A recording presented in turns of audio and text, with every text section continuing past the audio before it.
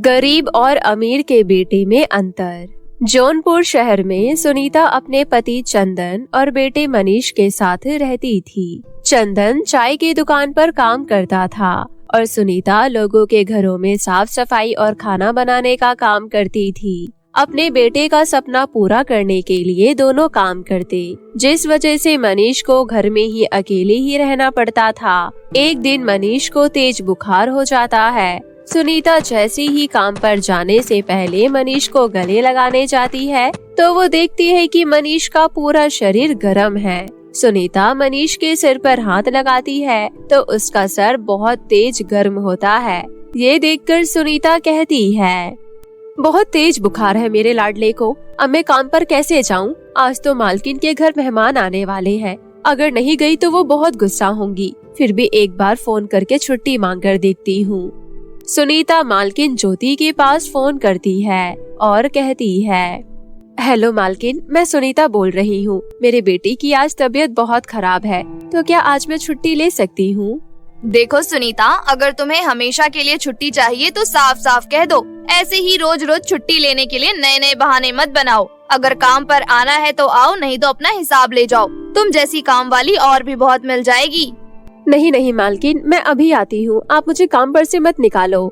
सुनीता मनीष को दवाई देकर बुखार में तपता छोड़कर काम पर चली जाती है। काम पर पहुँचने के बाद ज्योति सुनीता से कहती है, सुनीता, क्या सच में तेरे बेटे की तबीयत खराब है या तो छुट्टी का बहाना बना रही थी?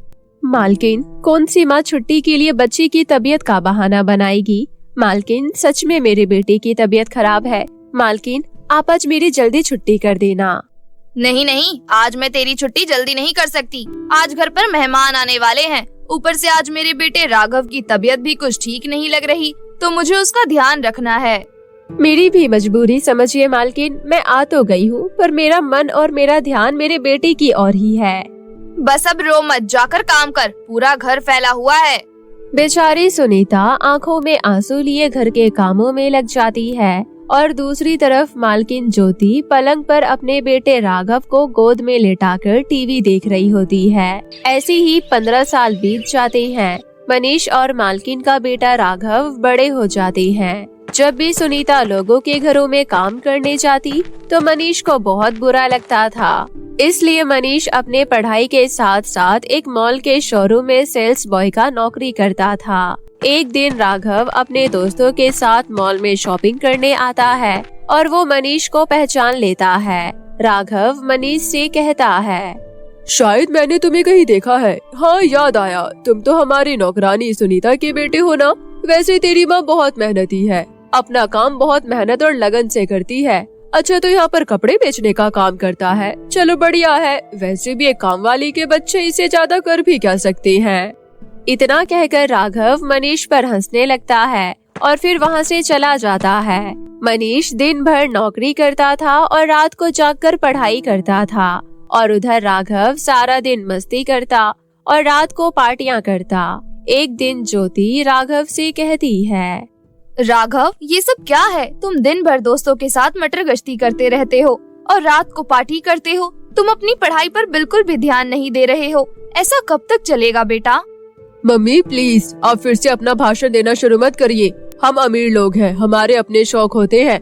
अगर हम अभी अपनी लाइफ एंजॉय नहीं करेंगे तो कब करेंगे? पढ़ाई और कमाने के लिए तो सारी उम्र पड़ी है, यही तो टाइम है हमें अपनी जिंदगी जीने का। और वैसे भी मुझे नौकरी नहीं करनी, मैं तो अपना बिजनेस करूँगा और इसके लिए मुझे पैसों की जरूरत है। आप मुझे पैसे दे दीजिए। अरे, इस सुनीता के बेटे को देख, दिन रात पढ़ाई भी करता है और साथ में नौकरी करके अपना और अपने परिवार का पेट भी पालता है और अपने माता पिता का भी कितना ख्याल रखता है। मम्मी, मैं किसी काम वाली का बेटा नहीं हूँ, मुझे पैसों की जरूरत है, मुझे पैसे दे दो। राघव लड़ झगड़ कर अपनी माँ से पैसे ले जाता है और उन पैसों से दिन रात पार्टी करता है। उधर मनीष कड़ी मेहनत करके पढ़ाई करता है। मनीष कपड़ों का शोरूम लोन लेकर खोल लेता है और अपनी कड़ी मेहनत से लोन 2 साल के अंदर चुका देता है। लोन चुकाने के बाद मनीष एक बड़ा बंगला और एक बड़ी कार खरीद लेता है और घर में काम करने के लिए नौकर रख लेता है। अब सुनीता और चंदन बस आराम ही करते। वहीं दूसरी तरफ राघव अपने बिजनेस में खूब पैसे लगाता है। लेकिन काम पर बिल्कुल भी ध्यान नहीं देता है और दिन रात बस पार्टी और दोस्तों के साथ मस्ती ही करता रहता था, जिसका नतीजा ये होता है कि उसकी कंपनी घाटे में चली जाती है और कंपनी को बचाने के लिए राघव अपनी माँ से और पैसे मांगता है। माँ, मुझे और पैसों की जरूरत है। राघव, मैं तुझे पहले ही 50 लाख रुपए दे चुकी हूँ। जानता हूँ कंपनी लॉस में जा रही है, उसे पटरी पर लाने के लिए उसमें और पैसा लगाना होगा। लेकिन अब मेरे पास पैसे नहीं है तुम्हें देने के लिए। माँ, मैं इस घर के बेस पर बैंक से लोन ले लेता हूँ। अच्छा ठीक है, ले ले लोन। ज्योति राघव की बातों में आ जाती है और घर के बेस पर लोन ले लेती है। बैंक से मिले पैसे ज्योति राघव को दे देती है। कुछ दिन बाद ज्योति को पता चलता है कि राघव सारे पैसे सट्टे और पार्टियों में लगा रहा है। राघव सट्टे में सारा पैसा हार जाता है। एक दिन सुनीता अपने बेटे मनीष के साथ कार में ज्योति के घर आती है। तभी ज्योति और राघव आपस में बात कर रही होती हैं। ज्योति राघव से कहती है, मुझे तो समझ में नहीं आ रहा कि मैं घर का लोन कैसे चुकाऊंगी। राघव, तुम्हारे पास तो कोई नौकरी भी नहीं है। सुनीता और मनीष उन दोनों की सारी बातें सुन लेती हैं। सुनीता ज्योति से कहती है, मालकिन, ये लीजिए मिठाई। मेरे बेटे की मेहनत की वजह से इसने तो मेरे दिन ही बदल दिए। मेरे बेटे ने कपड़े का एक बहुत बड़ा शोरूम खोल लिया है। तभी मनीष राघव से कहता है, राघव, ये लो मेरा विजिटिंग कार्ड। सुबह मेरे ऑफिस आकर मुझसे मिलना, मैं तुम्हें कोई नौकरी जरूर दे दूंगा जिससे तुम अपना घर बचा सको। Thank you Manish. बेटा, हम तुम्हारा एहसान कभी नहीं भूलेंगे। तुमने हमारी मुश्किल घड़ी में सहायता की है। इसके बाद सुनीता अपने बेटे मनीष के साथ कार में बैठकर चली जाती है और ज्योति और राघव अपने किए पर बहुत पछताते हैं। अगले दिन राघव मनीष के पास जाता है। मनीष राघव को अपने शोरूम में मैनेजर की पोस्ट पर रख लेता है। अब राघव अपना काम पूरी ईमानदारी से करने लग जाता है और इसी तरह सब खुशी खुशी रहने लगते हैं। एक समय की बात है, निधि अपनी दादी के साथ रहा करती थी। निधि के माता पिता मजदूरी किया करते थे, परंतु एक दिन जब वो मजदूरी कर रहे थे तभी उनके ऊपर बिजली की एक तार गिर गई, जिस वजह से उन दोनों की मृत्यु हो गई। उस दिन के बाद से निधि अपनी दादी के यहाँ रहने लगी। जब निधि छोटी थी तब तो उसकी दादी किसी तरह इधर उधर छोटा मोटा काम करके उसका लालन पालन कर लेती थी, परंतु समय बीतने के साथ निधि की दादी बूढ़ी और कमजोर होने लगी, जिस वजह से उसकी काम करने की क्षमता भी कम होने लगी। इसलिए छोटी उम्र में ही निधि ने अपनी और अपनी दादी की जिम्मेदारी अपने ऊपर ले ली और पैसे कमाने लगी। परंतु वो पढ़ना लिखना चाहती थी, इसलिए उसने स्कूल नहीं छोड़ा और वो पैसे कमाने के लिए मंदिर के बाहर गेंदे के फूल और उसकी माला बेचने लगी और उससे जो पैसे मिलते थे उसी पैसों से वो अपना और अपनी दादी का खर्चा चलाती थी। समय इसी तरह बीत रहा था। आ गई मेरी बच्ची तू, आज तुझे आने में देर कैसे हो गई? पता नहीं दादी, आजकल लोग लगता है देरी से उठते हैं। सर्दी का समय है शायद इसीलिए, और इसीलिए देरी से ही पूजा करने के लिए आते हैं। इसी वजह से मुझे ज्यादा देर रुकना पड़ता है। देखो, आज तो मुझे स्कूल के लिए भी लेट हो गया। मुझे जल्दी से निकलना होगा। पर बेटा, खाना तो खा ले। अगर खाना खाने लग गई तो मुझे बहुत देर हो जाएगी। आप चिंता मत करो, मैं खाना लेकर जा रही हूँ। स्कूल में खा लूंगी। और हाँ, आपकी दवाई मैंने मचान पर रख दी है, याद से खा लेना।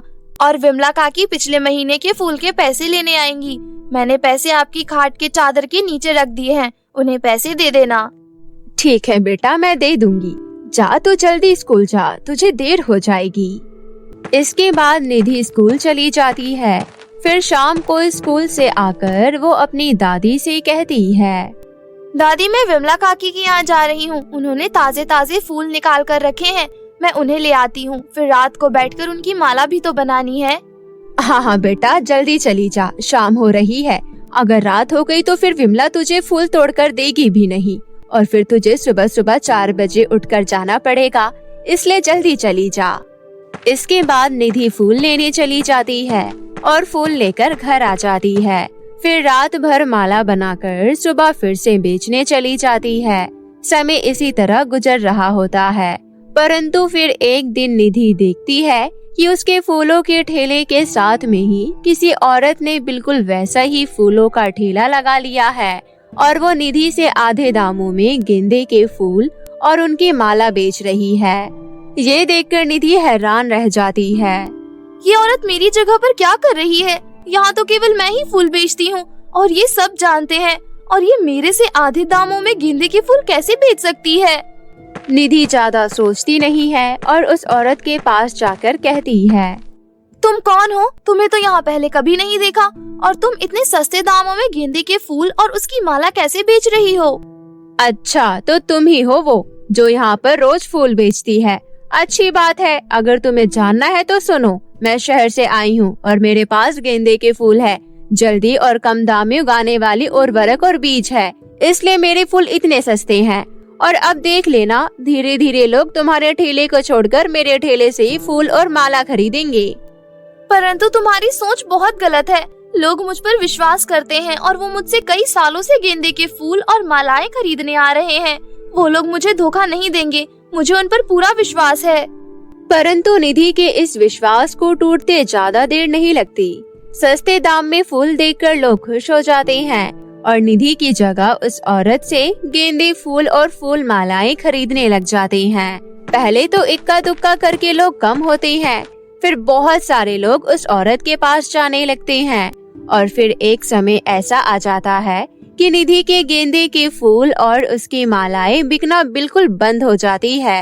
ये सब देखकर निधि काफी परेशान हो जाती है। क्या बात है निधि, तू इतनी परेशान क्यों लग रही है? सब ठीक तो है ना बेटा? कुछ भी ठीक नहीं है दादी। मंदिर के बाहर जहाँ मैं गेंदे के फूल और फूल के मालाएं बेचा करती थी, वहाँ एक और औरत आ गई है और आधे दाम में ये सब बेच रही है। इसलिए लोग अब उसके पास जाने लगे हैं। मुझे विश्वास नहीं होता, मैं कितने सालों से वहाँ फूल और फूल मालाएं बेच रही हूँ, लेकिन लोगों ने सस्ते दाम देखकर अपना रंग दिखा दिया। तू चिंता मत कर बेटा, सब ठीक हो जाएगा। पता नहीं दादी कैसे ठीक होगा। धीरे धीरे करके घर में जो पैसे थे वो भी खत्म होते जा रहे हैं। मुझे आपकी दवाई भी लानी है, लेकिन उसके लिए भी पैसे नहीं है। कुछ दिन इसी तरह बीत जाते हैं। एक दिन निधि जब स्कूल से वापस आती है तो उसकी दादी उसके हाथ में कुछ पैसे रख देती है। उन पैसों को देखकर निधि थोड़ी हैरान रह जाती है। दादी, आपके पास ये पैसे कहाँ से आए? बेटा, वो जरूरी नहीं है। जो जरूरी है वो है तेरी स्कूल की फीस। मैं जानती हूँ तेरी टीचर कितने दिनों से तुझे स्कूल फीस के लिए ताने दे रही है। तू कल जाकर ये फीस जमा कर देना। निधि अपनी दादी से ज्यादा सवाल नहीं करती और अगले दिन जाकर अपनी फीस जमा करा देती है। कुछ दिन ऐसे ही बीत जाते हैं। निधि धीरे धीरे नोटिस करती है कि उसकी दादी की तबीयत काफी खराब होती जा रही है और फिर एक दिन जब वो खाना बना रही होती है तभी उसकी दादी बेहोश हो जाती है। दादी, दादी आंखें खोलो। दादी, आपको क्या हो गया? दादी प्लीज उठो ना। निधि अपनी दादी के मुंह पर पानी के छींटे मारती है, परंतु कोई असर नहीं होता। इसलिए वो कुछ लोगों की सहायता से अपनी दादी को गांव के एक अस्पताल में ले जाती है। डॉक्टर निधि की दादी की जांच करते हैं और फिर कुछ देर बाद एक डॉक्टर निधि के पास आती है और कहती है, उनकी हालत बिल्कुल भी सही नहीं है। क्या हो गया डॉक्टर? कुछ तो बताइए। दादी ऐसे बेहोश क्यों हो गई? कुछ सीरियस है क्या? इनके लंग्स में सूजन है और बहुत ज्यादा कमजोरी है। इसके बावजूद भी ये बहुत ज्यादा काम कर रही है, जिस वजह से इनकी ये हालत हो गई है। अब जल्द से जल्द इन्हें लंग्स ट्रांसप्लांट की जरूरत है और अगर कुछ दिनों में लंग्स ट्रांसप्लांट नहीं किया गया तो तुम्हारी दादी शायद ना बच पाए। डॉक्टर की बात सुनकर निधि बहुत ज्यादा दुखी हो जाती है और फिर कहती है, डॉक्टर, दादी के इलाज में कितने पैसे लगेंगे? बेटा, कम से कम 4 से 5 लाख तो लग ही जाएंगे। इतनी बड़ी रकम सुनकर निधि पूरे तरीके से हैरान रह जाती है, परंतु वो अपनी दादी को बचाना चाहती थी, इसलिए वो गांव में लोगों से मदद मांगना शुरू कर देती है। तभी उसे पता चलता है कि उसकी दादी उसके स्कूल जाने के बाद एक बोझा उठाने की फैक्ट्री में काम करने लग गई थी, इसलिए उसकी ये हालत हो गई थी। ये सुनकर निधि को अपने ऊपर बहुत गुस्सा आता है। मेरी वजह से ही ये सब हुआ है। मुझे दादी पर ध्यान देना चाहिए था। अगर मैंने ध्यान दिया होता तो ये सब नहीं होता, पर मुझे किसी न किसी तरह पैसे इकट्ठे करने ही होंगे। निधि पूरा दिन इधर उधर भटकती रहती है, परंतु ना तो उसे कोई काम देता है और ना ही कोई उसे पैसे उधार देता है। निधि काफी ज्यादा उदास हो जाती है और एक पार्क में जाकर बैठ जाती है। तभी वो देखती है कि एक बूढ़ी औरत खाने के लिए सबसे भीख मांग रही है, परंतु कोई भी उसकी तरफ ध्यान नहीं दे रहा है। वो बूढ़ी औरत थोड़ी देर बाद निधि के पास आती है और कहती है, बेटा, मैं बहुत भूखी हूँ, मुझे बहुत भूख लगी है, कृपया करके मुझे कुछ खाने को दे दो। निधि को उस बूढ़ी औरत में अपनी दादी दिखाई देती है, इसलिए वो अपनी जेब से कुछ पैसे निकालती है और उस बूढ़ी औरत के हाथ में देते हुए कहती है, दादी, मेरे पास खाना तो नहीं है, पर हाँ, ये थोड़े से पैसे हैं, इससे आप खाना खरीद लीजिएगा और हो सके तो मेरी दादी के लिए दुआ कीजिए कि वो ठीक हो जाएं। बेटा, यहाँ इतने लोग बैठे हैं और लगभग सभी लोग पैसे वाले हैं, लेकिन किसी ने मेरी मदद करने के बारे में एक बार भी नहीं सोचा, परंतु तुम जो इतनी मुसीबत से घिरी हुई हो, तुमने मेरी मदद करने की सोची। तुम सच में एक नेक दिल इंसान हो और इसी नेक दिल की वजह से मैं तुम्हें कुछ देना चाहती हूँ। मैं कुछ समझी नहीं। मेरे पीछे आओ, मैं तुम्हें सब बताती हूँ। निधि उस बूढ़ी औरत के पीछे चल देती है। वो बूढ़ी औरत निधि को एक जंगल में ले जाती है और फिर एक गुफा के पास आकर रुकती है। वो बूढ़ी औरत उस गुफा में जाती है और अंदर से एक बहुत ही सुंदर गेंदे के फूल का गाउन लेकर बाहर आती है और उस गाउन को निधि के हाथ में देते हुए कहती है, बेटा, असल में मैं एक बूढ़ी जादूगरनी हूँ। मुझे एक श्राप मिला है कि मैं कभी अपना जादू इस्तेमाल नहीं कर पाऊंगी, इसलिए आज मेरी ये हालत है और इसलिए मैं एक ऐसे सच्चे, अच्छे और ईमानदार इंसान को ढूंढ रही थी जो मेरी सहायता कर सके, और वो तुम हो। कृपया करके मेरी मदद करो। इस जादुई गेंदे के फूल की फ्रॉक को पहन लो और इसे पहनकर मेरे सर पर हाथ रखकर मुझे आशीर्वाद दो कि मैं इस श्राप से आजाद हो जाऊं। उस बूढ़ी औरत की मदद करने के लिए निधि वैसा ही करती है जैसा वो बूढ़ी औरत कहती है, और निधि के ऐसा करते ही वो बूढ़ी औरत सच में एक जादूगरनी में बदल जाती है। इसके बाद वो जादूगरनी कहती है, तुम्हारा बहुत बहुत धन्यवाद निधि, तुमने मेरी इतनी बड़ी मदद की है, इसलिए अब मैं तुम्हारी मदद करना चाहती हूँ। तुम ये जादुई गेंदे के फूल का गाउन अपने पास रख सकती हो। ये गाउन जादुई है, इसलिए तुम इस गाउन से जो इच्छा करोगी वो सब तुम्हें मिल जाएगा और तुम इस गाउन की मदद से अपनी दादी को भी बचा सकती हो। उस जादूगरनी की बात सुनकर निधि बहुत ज्यादा खुश हो जाती है और उस गाउन को पहनकर अपनी दादी के पास चली जाती है और अपनी दादी के सर पर हाथ रखकर उस गाउन से कहती है, हे जादुई गाउन, कृपया करके मेरी दादी को बिल्कुल ठीक कर दो। निधि के ऐसा कहती ही निधि की दादी बिल्कुल ठीक हो जाती है, जिसे देखकर निधि बहुत खुश होती है। फिर उस जादुई गेंदे के फूल के गाउन की मदद से निधि एक अच्छा सा घर मांगती है और कुछ पैसे भी मांगती है। उन पैसों से निधि गेंदे के फूलों की खेती शुरू करती है और फिर उन गेंदे के फूलों को अलग अलग और बड़े बड़े शहरों में बेचने लगती है और कुछ ही दिनों में उसका व्यापार काफी बड़ा हो जाता है और वो अपनी दादी के साथ एक सुखमय जीवन जीने लग जाती है। साथ ही साथ रह रहे अपने जैसे और भी गरीब और जरूरतमंद लोगों की मदद करने लग जाती है और एक हंसी खुशी जीवन जीने लग जाती है। रागिनी का इस दुनिया में कोई नहीं था। उसका रंग बहुत ही सांवला था और उसके चेहरे पर काफी दाग धब्बे भी थे। रागिनी का ऐसा बदसूरत चेहरा देखकर हर कोई उसका मजाक उड़ाया करता था। रागिनी मंदिर के बाहर फूल बेचने का काम किया करती थी, लेकिन उसकी बदसूरती की वजह से कोई भी उससे फूल नहीं खरीदा करता था। फूल ले लीजिए मैडम। अरे, तुम्हारी हिम्मत कैसे हुई मुझसे बात करने की? हे भगवान, सुबह सुबह मैंने किसका चेहरा देख लिया। आज का पूरा दिन ही खराब जाएगा। पता नहीं कैसे कैसे लोग आ जाते हैं यहाँ। चलो भागो यहाँ से। ये सुनकर रागिनी को बहुत ही बुरा लगता है और वो रोने लगती है। तभी उसके पड़ोस में फूल बेचने वाली सोनम उसे चिढ़ाने लगती है। देख रागिनी, मैंने तुझे पहले ही मना किया है, यहाँ तुझसे फूल कोई नहीं खरीदेगा। अरे अपनी शक्ल तो देख, कितनी काली और बदसूरत है तू।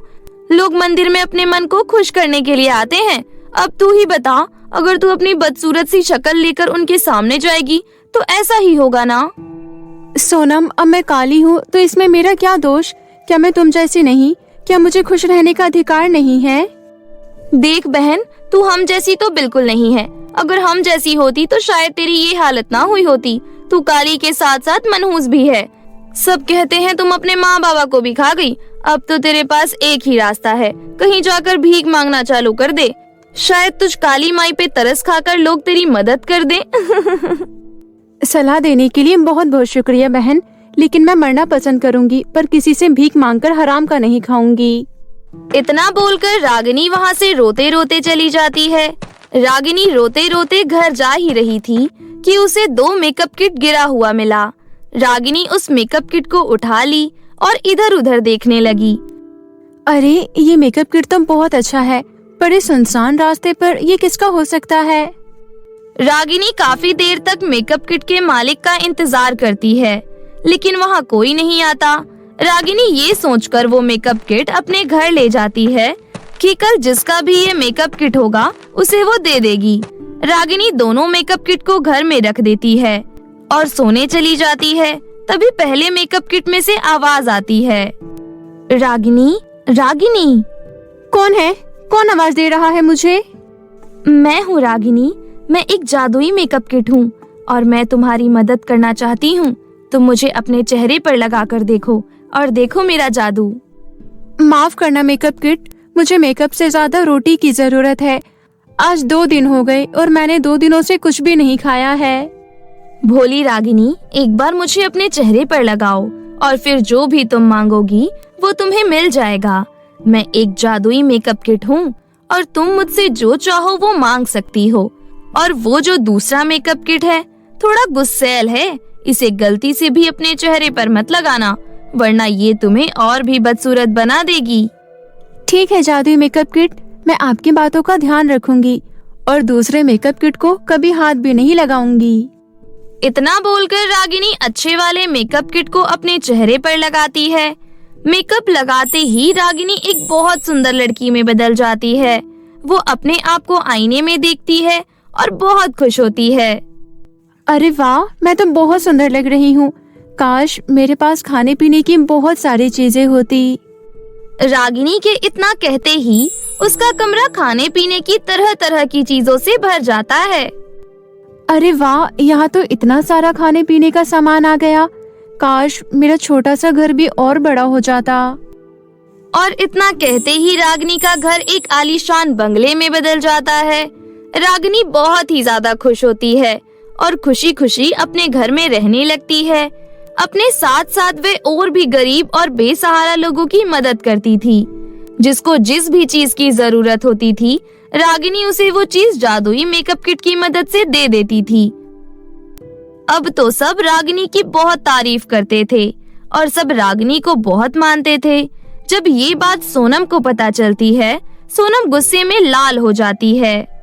कल तक तो काली बंदरिया के पास खाने को भी पैसे नहीं थे, फिर अचानक इतनी अमीर और सुंदर कैसे हो गई? और इसके पास इतने पैसे कहाँ से आ गए जो ये लोगों की मदद करती फिरती है? मुझे पता करना होगा। सोनम रागिनी का पीछा करने लगती है। घर जाकर रागिनी उस जादुई मेकअप किट को लगाकर खूब सारे पैसे मांग रही होती है। तभी छुपकर सोनम उसे देख लेती है। अच्छा, तो ये सब इस जादुई मेकअप किट की वजह से हो रहा है। एक दिन जब रागिनी घर पर नहीं होती है तो सोनम चुपके से उसके घर में जाकर वो मेकअप किट चुरा लेती है। लेकिन वो रागिनी का दूसरा वाला मेकअप किट चुराती है जो गुस्सैल था, जिससे कुछ भी मांगने पर उसका उल्टा मिलता था। लेकिन सोनम को ये बात नहीं पता होती है और वो उस मेकअप किट को अपने घर लाकर बहुत खुश होती है। अब तो बस कुछ ही देर की बात है, फिर तो मैं उस मनहूस रागिनी से भी खूबसूरत हो जाऊंगी। सोनम खुशी खुशी उस मेकअप को अपने चेहरे पर लगा लेती है और मेकअप लगाने के बाद बोलती है, हे जादुई मेकअप किट, मुझे उस रागिनी से भी ज्यादा सुंदर बना दो और मुझे इतना पैसा दो कि दुनिया में कोई भी मेरी बराबरी ना कर पाए और सब लोग मेरी ही प्रशंसा करें। सोनम के इतना बोलते ही सोनम को सबका उल्टा मिलता है। वो अब बहुत बदसूरत हो जाती है और उसका घर झोपड़ी में बदल जाता है और जो भी उसके पास पहले से होता है वो सब खत्म हो जाता है और वो भिखारी बन जाती है।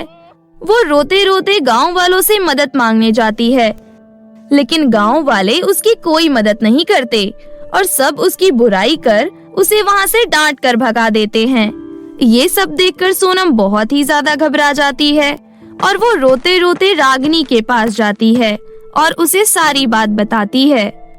रागिनी, मेरी बहन, मेरी मदद कर दो, प्लीज मुझे माफ कर दो, सब मेरे लालच की वजह से हुआ है। बहन, अब मैं कभी लालच नहीं करूंगी और ना ही किसी का मजाक बनाऊंगी, मुझे माफ कर दो, मैं इस गरीबी और बदसूरती के साथ नहीं जी सकती। रागिनी सोनम को माफ कर देती है और पहले जादुई मेकअप किट से बोलकर सोनम को पहले जैसा सुंदर बना देती है। जादुई 3 सिंड्रेला। मोतीपुर नामक गांव में विशाखा अपनी सौतेली माँ रूपा और सौतेली बहन राशि के साथ रहती थी। रूपा और राशि विशाखा को बिल्कुल पसंद नहीं करते थे। दोनों माँ बेटी विशाखा से नौकरानी जैसा काम करवाते थे। सुन विशाखा, मोहन के घर से 30 लीटर दूध का ऑर्डर आया है, तो जल्दी से जा और उसके घर पर 30 लीटर दूध देकर आ और पैसे लेकर आ जा। विशाखा दूध से भरे बर्तन वहाँ से लेकर चली जाती है। थोड़ी देर के बाद विशाखा मोहन के घर के सामने पहुँच जाती है, लेकिन वहाँ कुछ बच्चे खेल रहे होते हैं और उनके बॉल जाकर विशाखा के मुंह पर लग जाता है, जिसकी वजह से विशाखा गिर जाती है और साथ ही साथ सारा दूध भी गिर जाता है। तभी वहाँ मोहन आ जाता है। अरे नालायक लड़की, ये क्या किया तूने? सारा दूध गिरा दिया। अंकल, मेरी इसमें कोई गलती नहीं है।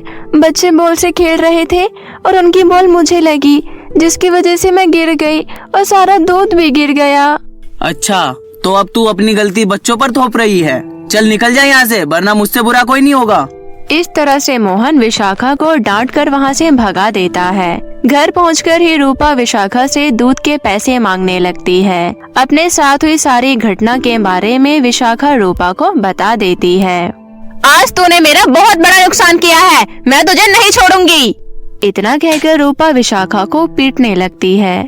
इसमें मेरी क्या गलती है माँ, आप मुझे क्यों पीट रही हो?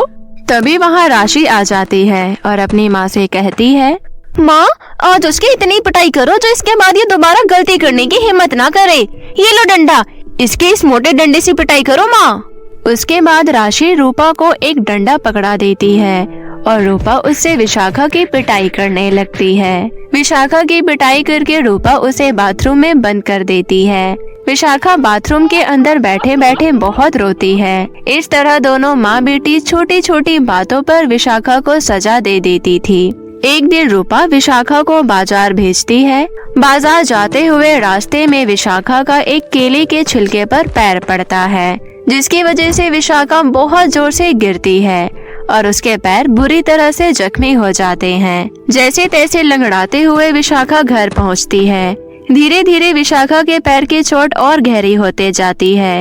एक दिन रूपा के पड़ोस में रहने वाली एक औरत आती है और रूपा से कहती है, रूपा बहन, तुम जल्दी से विशाखा का इलाज करवाओ, वरना यह जिंदगी भर के लिए अपाहिज हो जाएगी। अपाहिज? अरे, तुझे विशाखा से इतनी हमदर्दी हो रही है तो तू ये पैसे खर्च करके उसका इलाज करवा दे। रूपा की इस तरह की बातें सुनकर वो औरत चुपचाप गुस्सा होकर वहाँ से चली जाती है। माँ, ये विशाखा हमारे किसी काम की नहीं है। अगर अब हमने इसे घर में रखा तो ये मुफ्त में खाना खाएगी बस, इसलिए इसे घर से निकाल देते हैं। हाँ बेटी, तू ठीक कह रही है। इस बोझ को घर में रखने से अच्छा इसे उठाकर बाहर फेंक देते हैं। दोनों माँ बेटी जबरदस्ती विशाखा को घर से बाहर निकाल देते हैं। विशाखा दुखी होकर लंगड़ाते हुए वहाँ से चली जाती है। थोड़ी देर तक चलने के बाद विशाखा एक पेड़ के नीचे बैठ जाती है। कुछ समय तक बैठने के बाद विशाखा को एक जादूगरनी मिलती है। विशाखा की हालत देखकर जादूगरनी को उस पर बहुत तरस आता है। क्या हुआ बेटी, तुम्हारी ये हालत कैसे हुई? विशाखा अपने साथ हुई सारी घटना जादूगरनी को बता देती है। उसकी बातें सुनकर जादूगरनी कहती है, सच में उन दोनों माँ बेटी ने तुम्हारे साथ बहुत बुरा किया है, लेकिन तुम चिंता मत करो, अब मैं तुम्हारी जिंदगी खुशहाल बना दूंगी। इतना कहकर जादूगरनी विशाखा के कपड़ों में से एक टुकड़ा फाड़ लेती है और साथ ही कैंची से उसके थोड़े से बाल भी काट लेती है। जादूगरनी को ऐसे देखकर विशाखा घबरा जाती है और कहती है, अरे अरे, ये क्या कर रही हो आप? मुझे बहुत डर लग रहा है। घबराओ मत, मैं तुम्हारे साथ कुछ गलत नहीं कर रही हूँ। थोड़ी देर बाद तुम्हें सब पता चल जाएगा। जादूगरनी विशाखा के बाल और कपड़ों से 3 छोटी छोटी गुड़िया बनाती है। जादूगरनी मंत्र पढ़ने लगती है, जिसके बाद वो तीनों गुड़िया सिंड्रेला के रूप में बदल जाती है। विशाखा, ये 3 जादुई सिंड्रेला है। आज से ये तीनों तुम्हारी मदद करेंगी। इतना कहकर जादूगरनी वहाँ से चली जाती है। तभी पहली सिंड्रेला विशाखा से कहती है, मैं तुम्हारे लिए एक बड़ा और सुंदर घर बनाती हूँ। पहली सिंड्रेला अपने जादू से वहाँ एक बड़ा सा घर प्रकट कर देती है। उसके बाद दूसरी सिंड्रेला कहती है, अब मैं तुम्हारे लिए बहुत सारे सुंदर सुंदर कपड़ों का इंतजाम कर देती हूँ। इतना कहती ही दूसरी सिंड्रेला अपने हाथ से आसमान में फूल फेंकती है। उसके इतना करते ही वहाँ बहुत सारे कपड़े आसमान से गिरने लगते हैं। उसके बाद तीसरी सिंड्रेला अपने जादू से सोने के सिक्कों से भरी पोटली प्रकट कर देते हैं। इस पोटली के सोने के सिक्के कभी खत्म नहीं होंगे, इसे तुम अपने पास रखो। ये सब देखकर विशाखा बहुत खुश होती है। उस दिन के बाद विशाखा के पास किसी चीज की कमी नहीं होती। वहीं दूसरी तरफ एक औरत रूपा और राशि को विशाखा के बारे में सब बता देती है। उस औरत की बात सुनकर दोनों माँ बेटी तुरंत विशाखा के घर के तरफ जाने लगते हैं। उस वक्त विशाखा गरीबों में सोने के सिक्के बांट रही होती है। अरे माँ, इस भिखारन के पास इतने सारे सोने के सिक्के कहाँ से आए, जो अब ये गरीबों में सोने के सिक्के बांट रही है? चलो, इसे अभी के अभी सारे सोने के सिक्के छीन लेते हैं। रूपा विशाखा के हाथ से सोने के सिक्के की पोटली छीन लेती है। अब से हम दोनों भी इसी घर में रहेंगे और तो नौकरानी की तरह सारा काम करेगी, समझी? लेकिन तभी वहाँ तीनों जादुई सिंड्रेला प्रकट हो जाती है। उन तीनों को देखकर दोनों माँ बेटी हैरान हो जाती है। तीनों सिंड्रेला दोनों माँ बेटी को पेड़ से लटका देती हैं। अरे, ये सब क्या है? हमें छोड़, हमें नीचे उतार। पहली सिंड्रेला वहाँ झाड़ू प्रकट कर देती है और जादुई झाड़ू दोनों माँ बेटी की पिटाई करने लगती है। दोनों माँ बेटी रोने लगती है और विशाखा से माफी मांगने लगती है। दोनों माँ बेटी को रोते हुए देखकर विशाखा को उन पर तरस आ जाता है और विशाखा उन्हें माफ कर देती है। दोनों माँ बेटी वहाँ से भाग जाते हैं और इस तरह सब ठीक हो जाता है। उस दिन के बाद से विशाखा की जिंदगी में फिर से कोई परेशानी नहीं आती और विशाखा खुशी खुशी अपनी जिंदगी जीने लगती है। तो मेरे प्यारे दोस्तों, कैसी लगी आपको हमारी ये कहानी? हमें कमेंट करके जरूर बताएं और इसे अपने दोस्तों के साथ भी शेयर करें। और हाँ दोस्तों, अगर आपने अब तक हमारे चैनल को सब्सक्राइब नहीं किया है तो जल्दी से नीचे लाल बटन दबाकर अभी कर ले। तो मिलते हैं आप सभी से फिर किसी नई कहानी के साथ। तब तक के लिए आप अपना ध्यान रखें। धन्यवाद।